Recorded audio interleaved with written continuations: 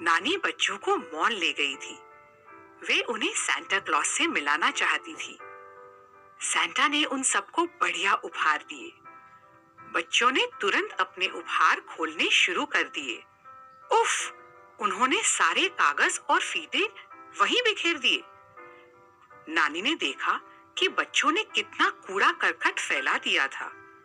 वे बोली, अरे बच्चों, तुम यहाँ कूड़ा करकट क्यों फैला रहे हो? इसे कौन साफ करेगा? डेजी अपने कंधे उचकाते हुए बोली, यहाँ कोई सफाई करने वाला जरूर होगा जो सारा कचरा उठा लेगा। नानी सोच में पड़ गई। फिर उन्होंने कहा, चलो मैं तुम्हें वुडवर्ल्ड जंगल के जानवरों की एक कहानी सुनाती हूँ।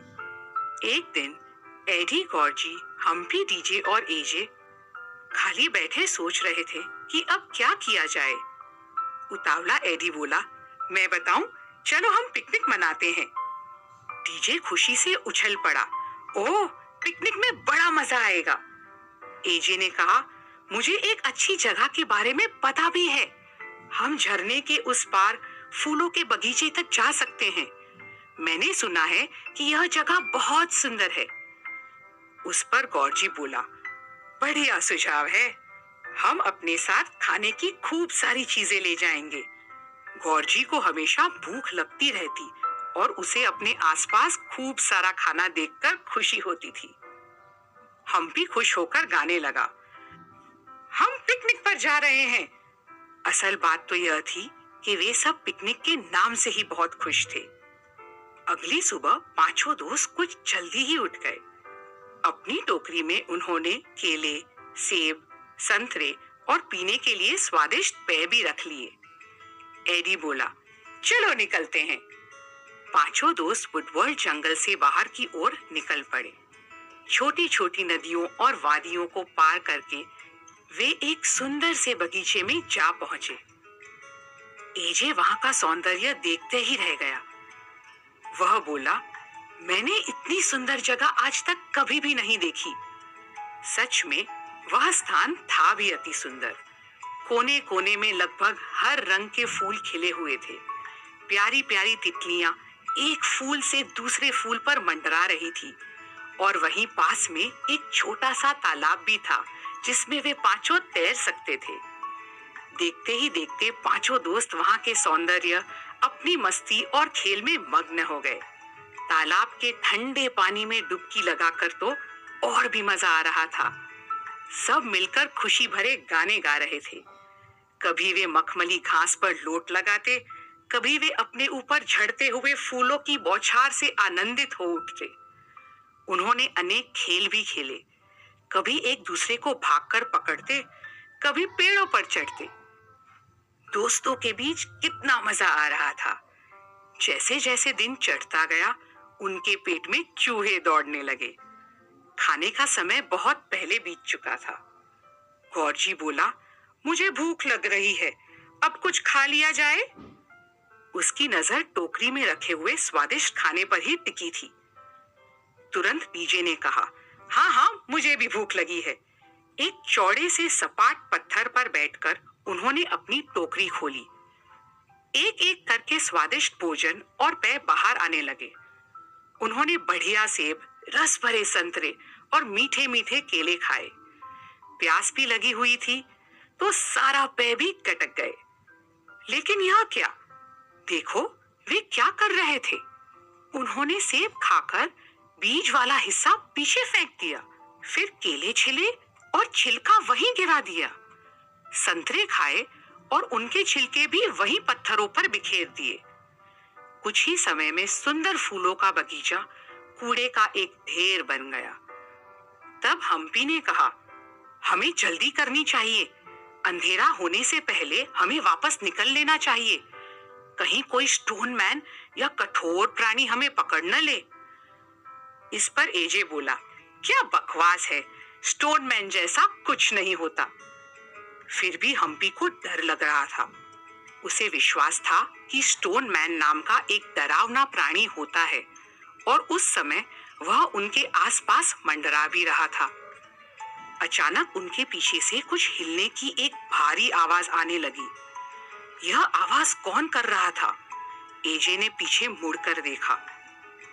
एजे देखकर भौचक्का रह गया। जिन पत्थरों और चट्टानों पर वे कूड़ा फैला रहे थे, वे हिल रही थी। क्या सच में यह स्टोनमैन था? पांचों दोस्तों ने पीछे मुड़कर देखा। डर के मारे उनके पांव तले जमीन खिसक गई। पत्थरों और चट्टानों से बना हुआ एक विशाल आदमी उनकी ओर आ रहा था।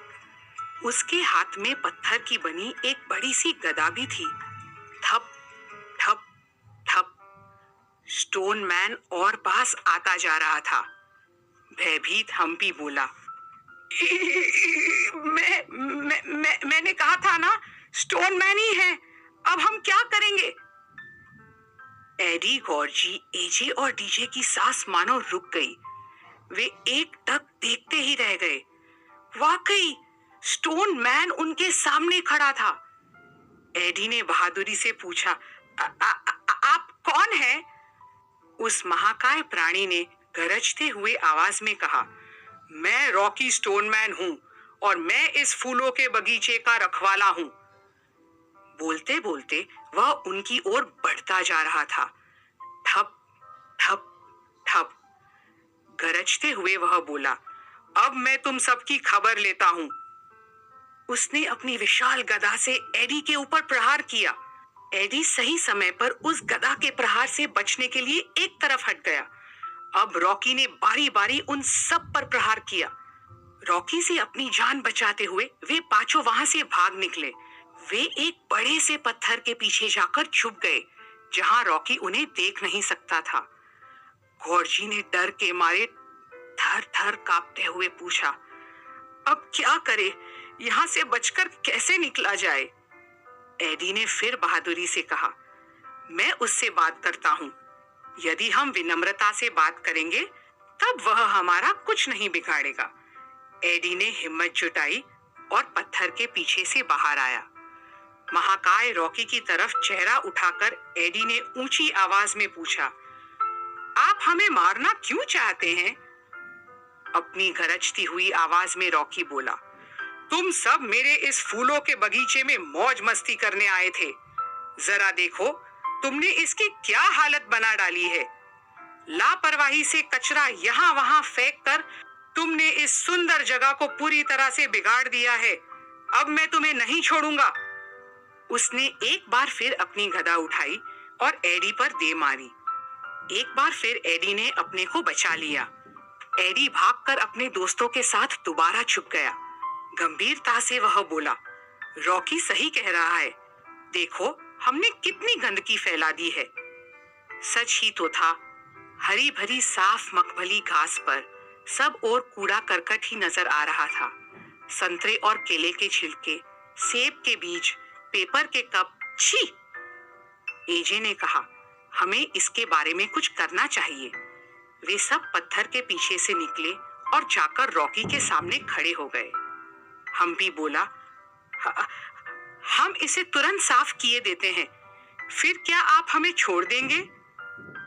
डर के मारे उसके दांत अब भी किटकिटा रहे थे। पांचों ने स्फूर्ति से सारा कूड़ा समेटा। अंत में वह स्थान पहले के जैसे ही साफ और सुंदर बन गया। रॉकी फिर गरजा, उम्मीद है कि तुम्हें अपना सबक मिल चुका होगा। हमें अपने आसपास सफाई रखनी चाहिए, वरना हम धरती माँ को बदसूरत बना डालेंगे। इस बार मैं तुम्हें छोड़ देता हूँ, लेकिन भविष्य में ऐसा काम दोबारा न करना। एडी ने वादा किया, हम फिर कभी भी गंदगी नहीं फैलाएंगे। साथ में डीजे ने कहा, और न हम किसी और को कूड़ा फैलाने देंगे। उन्होंने सारा कूड़ा अपनी टोकरी में भरा और घर की ओर निकल पड़े। आज का सबक वे कभी नहीं भूल पाएंगे। कहानी सुनते सुनते बच्चों की आंखें फटी जा रही थी। नानी ने कहा, बच्चों, हम अपना घर साफ रखते हैं। यह धरती भी हमारा घर है, इसे भी अपने घर के समान ही साफ रखना चाहिए। बच्चों को अपने किए हुए पर बहुत शर्म आई। वे भागे और फर्श पर से सारे कागज और फीते उठाने लगे। नानी अब खुश लग रही थी। उन्हें पता था कि यह बात बच्चे कभी नहीं भूलेंगे। हमने क्या सीखा? अपना आस पड़ोस हमेशा साफ रखो। कचरा मत फैलाया करो। इस पृथ्वी के लिए कचरा अच्छा नहीं है और ना ही हमारे लिए।